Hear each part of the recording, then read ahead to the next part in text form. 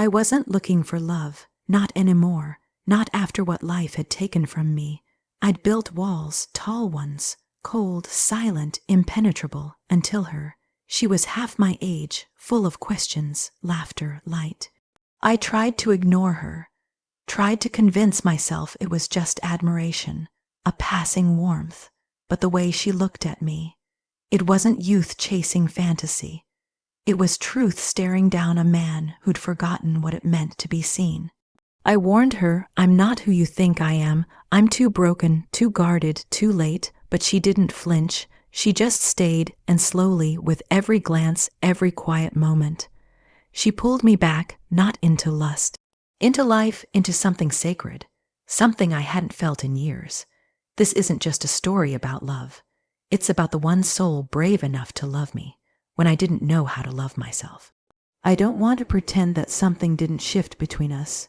I swallowed hard, still holding the photo against my chest like a heartbeat. I felt the sun warming my back, the scent of lavender brushing the air between us, and the weight of his words pulling everything around me into stillness. I haven't stopped thinking either. I said finally, the words slow, careful, but real. He stepped closer, not touching, just near.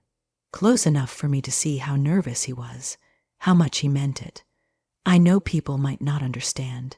He went on, and I don't expect this to be easy. When I'm around you, everything feels honest, like I don't have to try so hard to be something I'm not. And I want to be the kind of man who makes you feel the same. The earth beneath my feet felt suddenly softer, looser, like something shifting in the roots.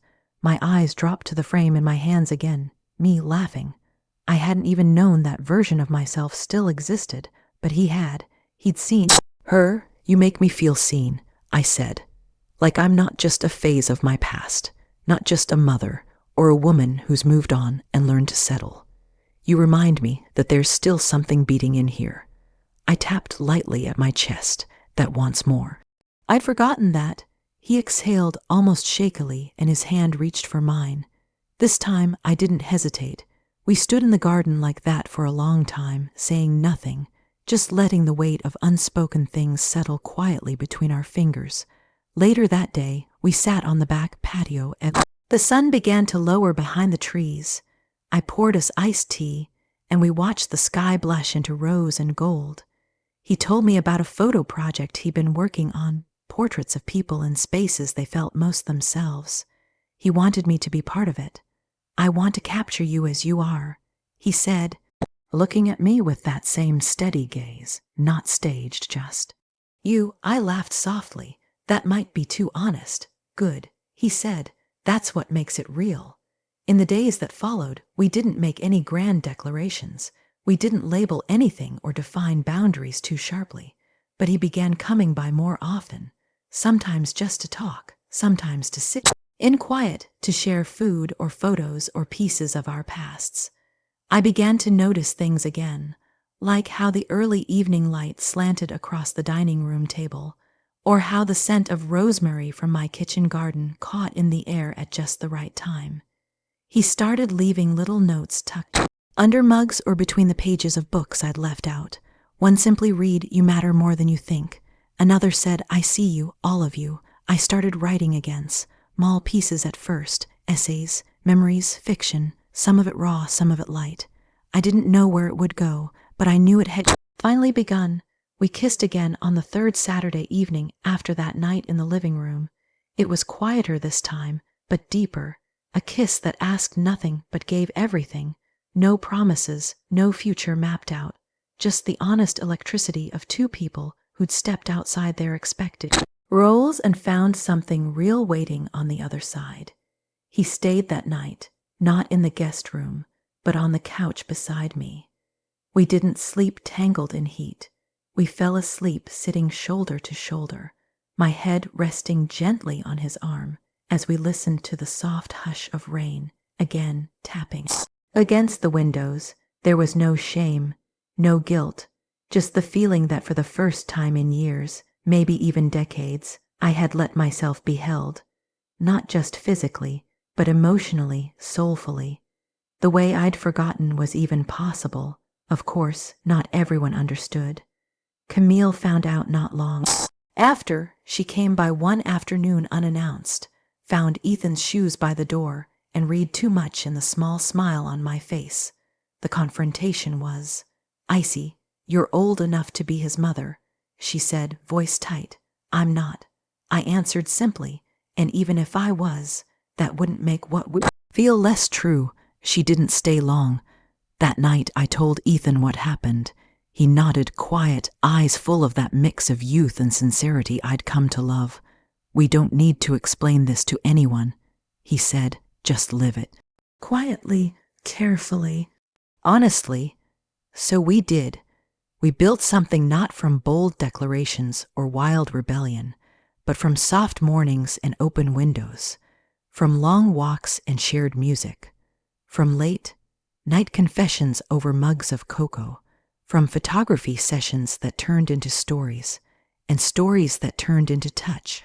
There were challenges, of course, moments where I questioned myself, when I stood in front of the mirror and saw the faint lines at the corner of my eyes and wondered if he'd still see me as beautiful in 5 years. 10.